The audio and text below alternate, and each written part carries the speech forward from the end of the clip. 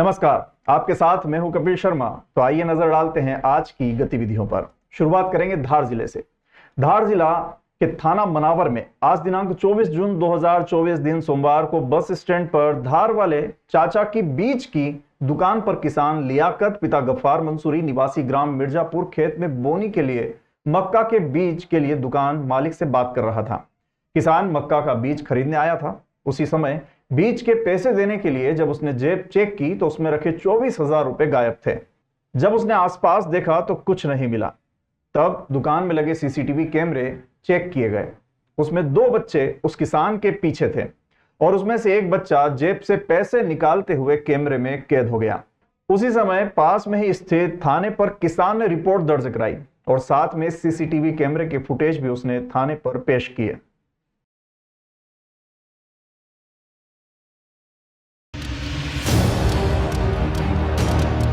अनाज व्यापारी से 10 ट्रक गेहूं का सौदा कर धोखाधड़ी करने वाले आरोपियों को पुलिस ने गिरफ्तार कर लिया है। आरोपियों से 39,50,000 रुपए कैश बरामद किए गए हैं। गेहूं का सौदा करने के बाद आरोपियों ने उसे ठिकाने भी लगा दिया था। एसपी प्रदीप शर्मा ने बताया कि बड़नगर थाना क्षेत्र के संजना पार्क में रहने वाले अनाज व्यापारी जितेंद्र कुमार हैं। अप्रैल माह में 10 ट्रक गेहूं का सौदा जयेश पिता ताराचंद सिंधी 62 वर्ष निवासी हिम्मतनगर गुजरात और विनोद पिता जगदीश हरियाणवी लगभग 39 वर्ष जिनकी उम्र है निवासी देहगांव गांधीनगर गुजरात से किया था। 3 ट्रक गेहूं के सौदे के रुपए दे दिए गए थे और 7 ट्रक गेहूं का भुगतान ट्रक के गुजरात पहुंचने पर देना तय किया गया था। ट्रक गुजरात पहुंचने के बाद जयेश और विनोद ने गेहूं खाली कर लिया लेकिन रुपए नहीं दिए। अनाज व्यापारी जितेंद्र कुमार ने संपर्क करने का प्रयास किया तो रुपयों का भुगतान करने के लिए टालम टोल होती रही। 1 माह बीत जाने पर 60 ट्रक गेहूं के 39,50,000 रुपए नहीं मिले तो अनाज व्यापारी गुजरात पहुंचा, लेकिन दोनों का कुछ पता नहीं था। उनकी कोई फर्म होना भी सामने नहीं आई। दोनों ने अपने मोबाइल का स्विच भी ऑफ कर रखा था। 25 मई को मामले में अनाज व्यापारी द्वारा बड़नगर थाने पर पहुंचकर शिकायत दर्ज करवाई गई। अमानत में खयानत और धोखाधड़ी का प्रकरण दर्ज कर आरोपियों की तलाश शुरू की गई। 31 मई को जयेश और विनोद को गुजरात से गिरफ्तार कर बड़नगर लाया गया। दोनों व्यापारियों से पूछताछ में सामने आया कि उन्होंने अपने 3 साथियों की मदद से धोखाधड़ी को अंजाम दिया था। बड़नगर पुलिस ने दोनों आरोपियों को जेल भेजने के बाद उनके साथियों की तलाश और बरामदगी के प्रयास शुरू किए, जिसमें बड़ी सफलता हाथ लगी। बड़नगर थाना पुलिस की टीम 3 आरोपियों भावेश पिता प्रकाश सिंधी 30 वर्ष निवासी कराई चौकड़ी नाना चिरोड़ा जिला अहमदाबाद गुजरात, पंकज पिता तोलाराम जैन उम्र लगभग 48 वर्ष निवासी कटवाड़ा नारोड़ा जिला अहमदाबाद और धीरू भाई पिता दाया भाई उम्र लगभग 60 वर्ष निवासी बापानगर अहमदाबाद गुजरात को गिरफ्तार कर उनके द्वारा ठिकाने लगाए गए 7 ट्रक गेहूं के नगदी रुपए 39,50,000 रुपए जब्त किए गए हैं। तीनों आरोपियों को भी न्यायालय में पेश कर जेल भेजा जाएगा। कुछ दिन पूर्व हमारे बड़नगर के व्यापारी भाई हैं जितेंद्र मारूजी, 54 साल के हैं, संजना पार्क बड़नगर के रहने वाले। इनको कुछ लोगों ने संपर्क किया। ये उन्होंने मंडी से गेहूं, जो किसानों का गेहूं होता है किसान भाइयों का, वो बेचा। 3 किस्त का इनका भुगतान हुआ। ये विश्वास में आ गए, इन्होंने 60 ट्रक और भेज दिए। सामने वाले ने धोखाधड़ी करी। इनके बाद इनका कोई पेमेंट नहीं किया। जब इन्होंने और पुलिस ने तस्दीक करी तो ऑफिस और गोडाउन बंद पाया गया। इसके बाद तत्काल एडिशनल एसपी एसडीओपी ने संज्ञान लेके इसमें मामला दर्ज किया है। इसमें 5 आरोपियों को भी गिरफ्तार किया गया है। इनसे इनका पूरा जो पेमेंट था करीब 39,50,000 ऑलमोस्ट 40 लाख रुपए बरामद किया गया। और आज जो हमारे व्यापारी साथी हैं वो यहाँ पर उपस्थित भी हुए। साथ ही जो किसानों का पेमेंट है इसके माध्यम से वो भी हो जाएगा। नेपानगर नगर पालिका में समय से काम न होने से नाराज भाजपा पार्षदों ने पूर्व नगर पालिका अध्यक्ष राजेश चौहान और मंडल अध्यक्ष विक्रम सिंह चौहान के साथ नगर पालिका कार्यालय पहुंचकर हंगामा किया। भाजपा नेताओं ने आरोप लगाया कि नगर पालिका में कांग्रेस का अध्यक्ष होने की वजह से भाजपा के पार्षदों के साथ भेदभाव किया जा रहा है। अध्यक्ष और सीएमओ के बीच तालमेल की कमी के चलते नगर में विकास के कार्य लगातार बाधित होने के आरोप भी भाजपा नेताओं द्वारा कांग्रेस की परिषद पर लगाए गए। वहीं हंगामे के दौरान सीएमओ धीरेन्द्र सिंह सिकरवार और उपयंत्री राजू कामले के बीच तीखी बहस हो गई, जिसके बाद जनप्रतिनिधियों द्वारा मामले को शांत कराया गया। आपको बता दें कि नेपानगर नगर पालिका में कांग्रेस की परिषद बनने के बाद से विकास कार्यों में पक्षपात करने के आरोप भाजपा नेताओं द्वारा कई बार लगाए जाते हैं। लेकिन समस्या जस की तस बनी रहती है।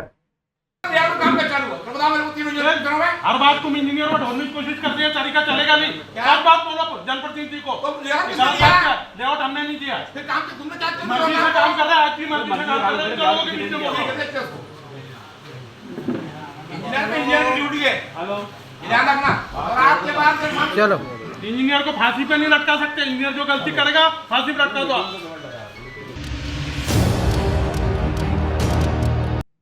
कलेक्टर नीरज कुमार सिंह ने सोमवार को ग्राम रत्नाखेड़ी स्थित कपिला गौशाला का संबंधित अधिकारियों के साथ निरीक्षण किया और आवश्यक दिशा निर्देश दिए। उन्होंने निर्देशित किया है कि कपिला गौशाला के सुव्यवस्थित संचालन के लिए जन सहयोग से सभी आवश्यक व्यवस्थाएं की जाए। निरीक्षण के दौरान गौशाला के अच्युतानंद महाराज, एसडीएम उज्जैन ग्रामीण अर्थ जैन, उज्जैन ग्रामीण तहसीलदार, जनपद पंचायत सीईओ तथा संबंधित विभागों के अधिकारी उपस्थित थे। कलेक्टर सिंह ने निर्देश दिए कि पशुओं के पेयजल व्यवस्था के लिए गौशाला में पानी की टंकी प्रस्तावित की जाए। गौवंश के लिए नगर पालिका द्वारा पर्याप्त चारा, भूसा आदि की व्यवस्था की जाए और पर्याप्त भंडारण किया जाए। मार्ग पर पर्याप्त रोशनी के लिए स्ट्रीट लाइट्स लगाई जाएं। गौशाला में सीसी फर्श भी बनाए जाए, ऐसे निर्देश दिए गए हैं। कलेक्टर सिंह ने कहा कि पशुओं के उपचार के लिए गौशाला में स्थायी रूप से पशु चिकित्सक नियुक्त किया जाए। आवश्यक मरम्मत एवं निर्माण कार्य के लिए गौशाला में जेसीबी मशीन और ट्रैक्टर ट्रालियां भी स्थायी रूप से रखी जाए। ग्राम रत्नाखेड़ी की सड़क बाईपास से कपिला गौशाला तक रोड के दोनों तरफ अतिक्रमण हटाकर प्रधानमंत्री ग्रामीण सड़क योजना के अंतर्गत पक्का रोड निर्माण का कार्य कराया जाना सुनिश्चित करें। लैंड हम लोग अतिरिक्त रूप से अलॉट कर रहे हैं, जहाँ पर कि गौशाला के लिए चरी इत्यादि की बोनी हो सकेगी।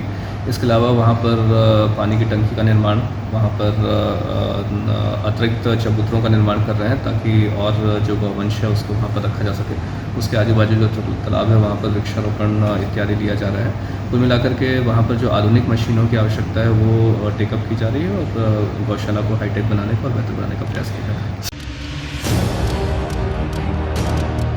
अमेज़न मध्य प्रदेश और इंदौर में होम किचन और आउटडोर का कारोबार बढ़ रहा है। जी हां, इसमें 25% से अधिक बढ़ोतरी हुई है। अमेज़न इंडिया के होम किचन और आउटडोर के डायरेक्टर के.आर. श्रीकांत इस अवसर पर कह रहे हैं। उन्होंने कहा कि होम किचन और आउटडोर की जरूरत के लिए ऑनलाइन शॉपिंग करने वाले ग्राहकों की संख्या में बढ़ोतरी होने से हम स्वस्थ और स्वच्छ हैं और अधिक सुविधाजनक जीवन शैली के प्रति लोगों के झुकाव में वृद्धि देख रहे हैं। जैसे मध्य प्रदेश इंदौर में हर साल 2 अंकों की वृद्धि हो रही है। तो एक तो यह है कि मैं यहाँ पे शोकेस करना चाहता था कि ये कितनी बड़ी कैटेगरी है और इस पे कितने चॉइसेस है कस्टमर के पास। 4.5 करोड़ प्रोडक्ट्स है इस कैटेगरी में, होम किचन और डोर्स में। तो कस्टमर के लिए चॉइस ही सब कुछ है। तो इसलिए और उसके बाद आप जो इस एक्सपीरियंस अरेना में देख रहे हैं, 70-80% ऑफ द प्रोडक्ट्स हमने पिछले 6-8 महीने में लॉन्च किए हैं हमारे सेलर्स और ब्रांड पार्टनर्स के साथ। तो ये हम नई नई चीज़ें लाते हैं। सिर्फ प्रोडक्ट ही नहीं, हम पेमेंट ऑप्शंस भी कस्टमर्स के पास लाते हैं, तो EMI से आप पे कर सकते हो। उसके बाद सेलर्स जब प्रमोशंस करते हैं या सेल इवेंट कुछ होता है तो उस पर सेलर्स स्पेशल प्राइजेस भी ऑफर करते हैं। तो ये बहुत सारी सुविधाएं हैं। ना कि सिर्फ प्रोडक्ट आप खरीद सकते हैं, अगर उसके पोस्ट परचेज आपको इंस्टॉलेशन है, ऐसी की चीज़ें भी हैं, तो ये भी हमने लॉन्च करी है। तो अगर आपने फर्नीचर खरीदा तो आपके घर में आके आपको इंस्टॉल कर देंगे। आपने कोई छोटा सा बुक शेल्फ खरीदा तो वो भी आपको इंस्टॉल कर देंगे। तो ऐसे काफ़ी सारी सुविधाएँ हैं। जिले की नेपानगर तहसील के वन ग्राम मांडवा में वन भूमि पर अतिक्रमण कर गैर कानूनी रूप से ईसाई मिशनरियों द्वारा चर्च निर्माण किया जा रहा है, जिसे तत्काल ध्वस्त किया जाना चाहिए। ये बात वन मंडल कार्यालय बुरहानपुर में ज्ञापन देते समय मीडिया से चर्चा करते हुए महंत पुष्करानंद महाराज ने कही है। अखिल भारतीय संत पुजारी समिति के तत्वावधान में साधु संत एवं पदाधिकारियों द्वारा सोमवार को वन मंडल कार्यालय पहुंचकर प्रभारी DFO को गैर कानूनी चर्च निर्माण होने पर रोष व्यक्त करते हुए ज्ञापन दिया गया। ज्ञापन वाचन करते हुए आशीष शर्मा ने कहा, वन भूमि पर लगातार ईसाई मिशनरियों द्वारा चर्च निर्माण किया जा रहा है। ईसाई मिशनरी केवल यहीं पर नहीं रुक रहे हैं, अपितु भोले भाले जनजाति समाज के बंधुओं को लालच देकर या भय से धर्मांतरित भी कर रहे हैं। बड़े गणपति मंदिर के पुजारी बाल्या महाराज ने कहा कि सरकारी भूमि को अतिक्रमण मुक्त करते हुए तत्काल प्रभाव से जिन्होंने गैर कानूनी चर्च निर्माण किया है, वह जो नाम चिन्हित किए गए हैं उनके विरुद्ध तत्काल वन विभाग को स्थानीय पुलिस स्टेशन पर शिकायत पंजीबद्ध करवाना चाहिए। हम लोग एक शिकायत आई जो वन विभाग की जगह पर चर्च वाले जो कब्जा कर रहे हैं बेरहमी से, इनको तत्काल हटाया जाए। नहीं हटाएंगे तो हम लोग फिर घोर आंदोलन करेंगे और आगे आकर के इसको तोड़वा देंगे। शुरू में भी ये लोग ऐसे ही करके 15 दिन काम चला, जब कार्रवाई रही थी तब भी काम करते, फिर बाद में फिर वैसा का वैसा फिर से वैसे कर लिया तो उसको तोड़वाएंगे ना, अपन बनाने नहीं देंगे। भी कुछ किसी भी ढंग से उसको बनाने नहीं देंगे। धर्मांतरण के लिए कोशिश हो रही है। 10 दिन के अंदर तोड़वाएंगे उसको। बुरहानपुर जिले में ईसाई मिशनरी द्वारा जो धर्म परिवर्तन की रणनीति के तहत अवैध कब्जे करके भवन बनाए जा रहे हैं और उसको चर्च के रूप में परिवर्तित किया जा रहा है, उसके विरोध में यहाँ हम ज्ञापन देने आए हैं वन मंडल में संत पुजारी समिति के माध्यम से, जिसका मूल उद्देश्य यह है कि नेपानगर क्षेत्र में मांडवा गांव वहाँ पर पट्टे की आदिवासी की ज़मीन है, उस ज़मीन के ऊपर ये लोग अतिक्रमण करके कब्जा करके वहाँ पर भवन बना रहे हैं और वह भवन का उपयोग ये लोग ईसाई मिशनरी चर्च के रूप में करेंगी। और इस प्रकार के कुकृत्यों को रोकने के लिए ये जो वन विभाग अगर उसमें सहयोग करता है तो अच्छी बात है, नहीं करेगा तो फिर आंदोलन के रूप में हमें कदम आगे बढ़ाना पड़ेगा और आवश्यकता पड़ी तो उसको तोड़ना पड़ेगा। हम लोग सब आए हैं, इससे पूर्व में भी शिकायत दी थी। नेपानगर तहसील में मांडवा ग्राम के अंदर अवैध तरीके से चर्च निर्माण ईसाई मिशनरियों द्वारा किया जा रहा है और वन भूमि है, उसका पंचनामा भी वन विभाग द्वारा बनाया जा चुका है कि अतिक्रमण है। अब संत पुजारी समिति आज डीओ साहब से ये बोलने के लिए यहाँ आई है कि अगर अतिक्रमण है, फोटो में भी दिख रहा है, तो उसको तत्काल प्रभाव से ध्वस्त किया जाए। अखिल भारतीय संत समाज पुजारी समिति के पदाधिकारी आज हमारे कार्यालय में उपस्थित हुए हैं और उन्होंने एक ज्ञापन के माध्यम से हमको सूचित किया है कि वन भूमि पर कुछ अवैध निर्माण कार्य किया जा रहा है और इनके अनुसार ऐसा कहा जा रहा है कि इसमें कुछ ईसाई मिशनरीज हैं जो इसका अवैध निर्माण कर रही हैं। जो भी फैक्ट इसमें आए हैं ज्ञापन में, उनकी हम जांच कराएंगे और यदि किसी नियम का उल्लंघन हुआ है या अवैध निर्माण हुआ है तो निश्चित रूप से उस पर विभागीय कार्रवाई की जाएगी। श्री महाकालेश्वर मंदिर में पंजाब एंड सिंध बैंक की दौलतगंज शाखा द्वारा वोल्टास कंपनी के 2 नग वाटर कूलर दान में दिए गए, जिसे मंदिर प्रबंध समिति के समिति सदस्य राजेंद्र शर्मा गुरुजी व सहायक प्रशासक मूलचंद जुनवाल द्वारा बैंक प्रतिनिधि को रसीद प्रदान कर उनका सम्मान किया गया।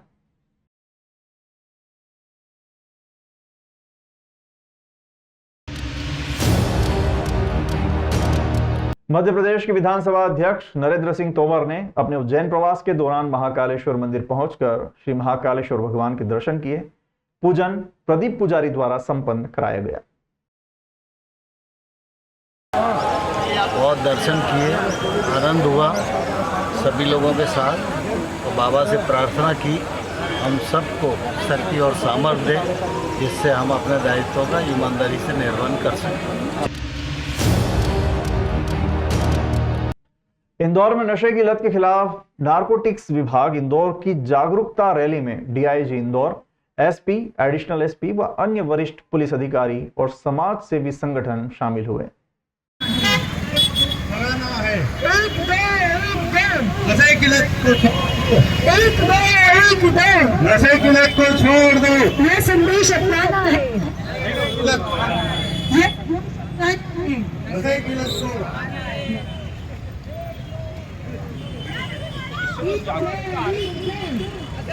को छोड़ दो, बताना है।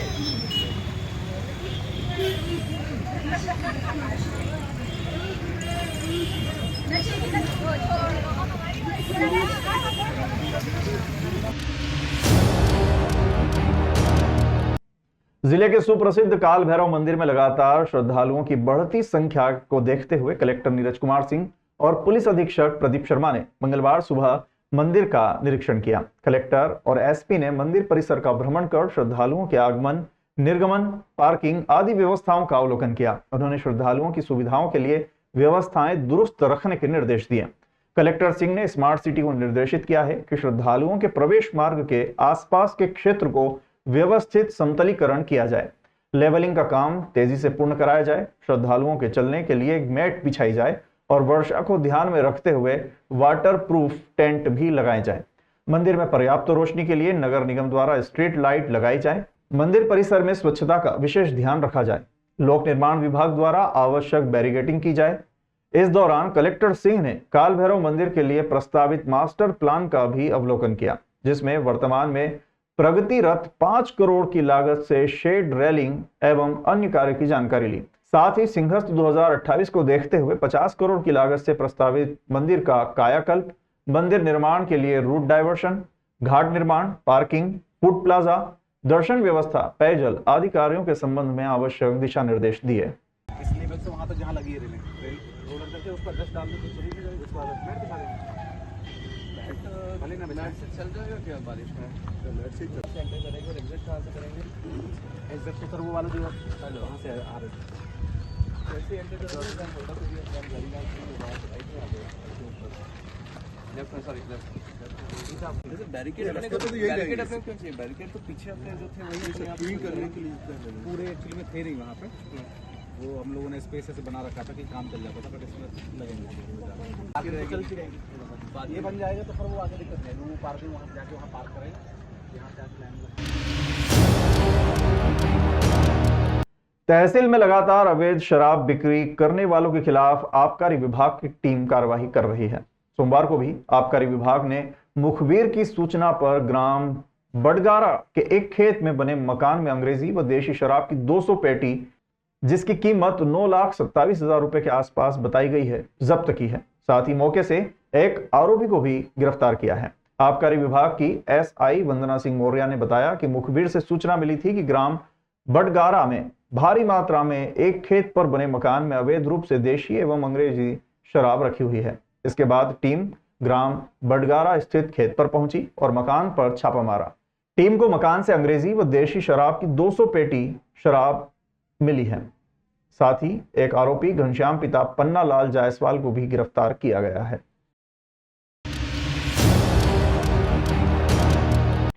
वैसे तो उज्जैन के जिला अस्पताल में उपचार संबंधित कई सुविधाओं का टोटा रहता है, लेकिन इन दिनों अस्पताल प्रशासन के लिए एक नई समस्या खड़ी हो गई है। पिछले कई दिनों से जिला अस्पताल में वाहन चालकों की अत्यधिक कमी खल रही है। इमरजेंसी के दौरान डॉक्टरों को लाने ले जाने के लिए जिन सरकारी वाहनों का उपयोग किया जाता है, उन्हें चलाने के लिए ड्राइवर नहीं मिल रहे हैं। इस वजह से अस्पताल की व्यवस्थाएं बिगड़ी हुई है। इस कारण सिविल सर्जन ने भी सभी डॉक्टरों को इमरजेंसी ड्यूटी के दौरान स्वयं के वाहन से आने और जाने के आदेश जारी किए हैं। जिला चिकित्सालय चरक व माधवनगर अस्पताल में इन दिनों ड्राइवर की कमी खल रही है, इसलिए इमरजेंसी ड्यूटी के दौरान डॉक्टरों को अपने निजी वाहन से आना पड़ेगा। उन्हें सरकारी व्यवस्था का लाभ नहीं मिल पाएगा। जब भी कोई इमरजेंसी होती है तो जिला अस्पताल का सरकारी वाहन डॉक्टर को इमरजेंसी कॉल पर लेने पहुंचता है, लेकिन इन दिनों उज्जैन के जिला चिकित्सालय में वाहन चालकों की अत्यधिक कमी हो रही है, जिसके चलते civil surgeon doctor PN Verma ने आदेश जारी करते हुए हवाला दिया है कि वाहन चालकों की कमी के कारण अस्पताल प्रशासन को अत्यधिक परेशानी का सामना करना पड़ रहा है। इस वजह से जब भी डॉक्टरों के पास ड्यूटी के दिवस के दौरान इमरजेंसी कॉल आता है तो उन्हें अपने निजी वाहन से तुरंत अस्पताल में उपस्थित होना पड़ेगा। रात्रि 9 बजे से सुबह 9 बजे तक जिला चिकित्सालय की मेन इमरजेंसी में उपलब्ध कॉल वाहन कॉल ड्यूटी हेतु उपलब्ध रहेगा।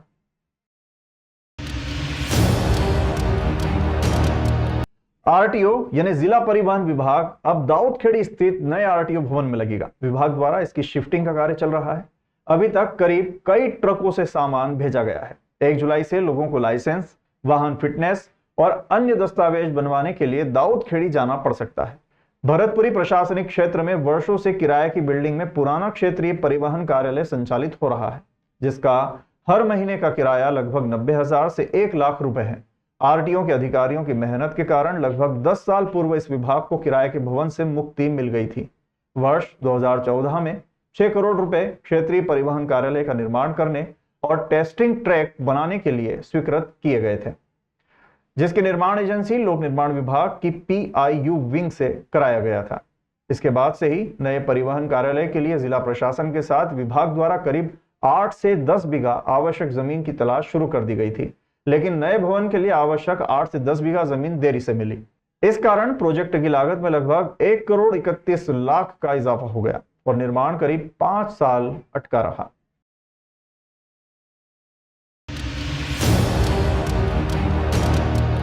कलेक्टर नीरज कुमार सिंह ने मंगलवार को प्रशासनिक संकुल भवन में पौधारोपण अभियान की विस्तृत समीक्षा की। उन्होंने संबंधित विभागों के अधिकारियों को निर्देशित किया है कि जिले में पौधारोपण का मुख्य उद्देश्य गुणवत्तापूर्ण ढंग से पौधारोपण के साथ उनका सुरक्षित रखरखाव सुनिश्चित करना है, ताकि पर्यावरण संरक्षण की दिशा में हमारा प्रयास सार्थक हो सके। जिले के ग्रामीण और नगरीय क्षेत्रों में पौधारोपण के अभियान से विभिन्न सामाजिक संगठनों और स्वयंसेवी संस्थाओं को जोड़कर उनकी सक्रिय सहभागिता की जाए। बैठक में वन मंडल अधिकारी उज्जैन डॉक्टर किरण देसाई, मुख्य कार्यपालन अधिकारी जिला पंचायत मृणाल मीणा सहित नगर निगम, उद्यानिकी, कृषि, पंचायत एवं ग्रामीण विकास विभाग के अधिकारी उपस्थित हैं। कलेक्टर नीरज कुमार सिंह ने कहा कि उज्जैन नगर में बायोडायवर्सिटी पार्क, फ्रूट पार्क और स्मृति वन बनाया जाए। बायोडायवर्सिटी पार्क और स्मृति वन के लिए नगर निगम को भूमि आवंटन करने के निर्देश दिए हैं। इस प्रकार फ्रूट पार्क डेवलप करने के लिए उद्यानिकी विभाग को भूमि आवंटित की जाएगी। बताया गया कि फ्रूट पार्क में उद्यानिकी विभाग द्वारा 25 से अधिक फलदार प्रजातियों के लगभग 555 पौधे लगाए जाएंगे। देश विदेश गांव शहर सब पे नजर, सबकी खबर, नया रूप है नए है रंग, सबको समेटे अपने संग। आपका अपना शहर का सपना दैनिक अवंतिका, दैनिक अवंतिका, दैनिक अवंतिका। खेल, राजनीति, फिल्मी बातें सब कुछ ही हम इसमें पाते। घर, होटल, ऑफिस या दफ्तर, क्लर्क, प्यून या हो फिर अफसर, सबका चहेता सबका प्यारा दैनिक अवंतिका, दैनिक अवंतिका।